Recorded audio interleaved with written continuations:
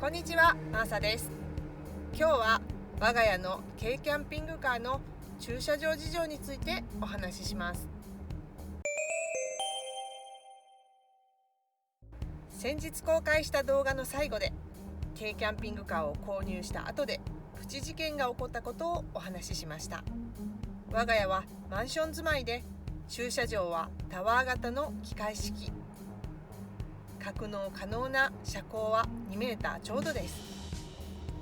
購入したミニポップ B の車高は車検証の上で195センチ。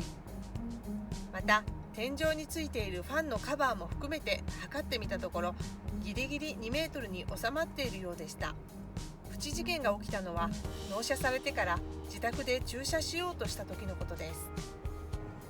入庫時には高さのセンサーに引っかからないのですが、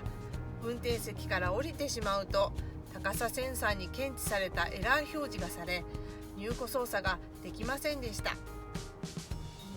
どうやら乗っている時には人間の体重で下がった分でセンサーをクリアできているということが分かりました。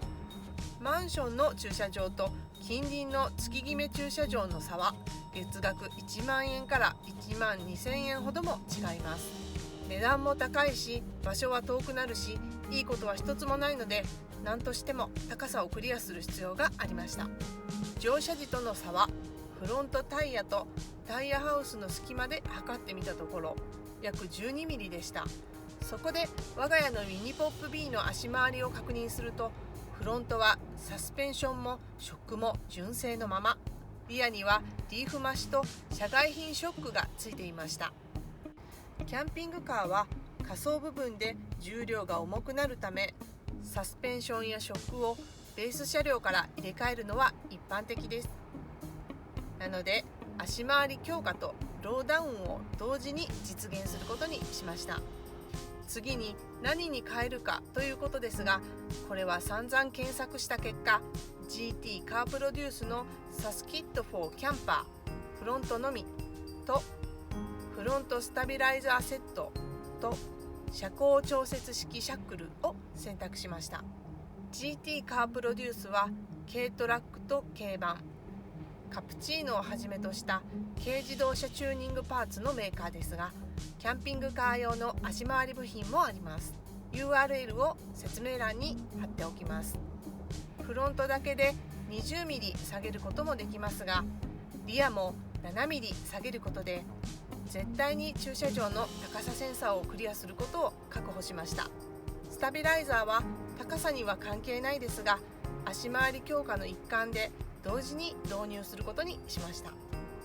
交換は自分たちで行うことも考えたのですが、作業場所もないし、一時的に駐車するために利用しているコインパーキングの料金も日々かかっているので、 GT カープロデュースさんに作業を依頼しました。作業予約を入れて大阪から GT カープロデュースさんのある静岡県磐田市まで走り、帰宅して駐車場に入った時の達成感は最高でした。ただ駐車場に入れただけなのに。機械式駐車場に入るということがミニポップ B を選択した理由の一つでもあったので、入ってくれてほっとしました。土地の狭い都会でキャンピングカーの駐車場を探すのは結構難しいので、その点でもミニポップ B はメリットがあると思っています。ただし今回ご紹介したのはあくまで我が家のケースのご紹介であるため、必ずミニポップ B が機械式駐車場に入るという説明ではありませんので、くれぐれもご注意ください。大抵のショッピングセンターは2メーター10センチ程度まで駐車可能なところが多いため、外出中は問題なく駐車できることが多く、ミニポップ B の便利さを実感していますが、機械式の時間貸しパーキングなどでは駐車を断られるケースもあるそうです。またベースとなるトラックや取り付けているタイヤの違い、ついているファンの高さなどでも全体の高さは変わってくると思います。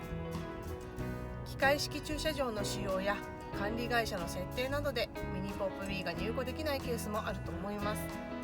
ご参考程度に考えていただき、ご購入される場合はくれぐれも詳細をご確認の上でお願いいたします。今回は我が家の駐車場事情についてお話ししました。以上、マーサでした。次回もお会いしましょう。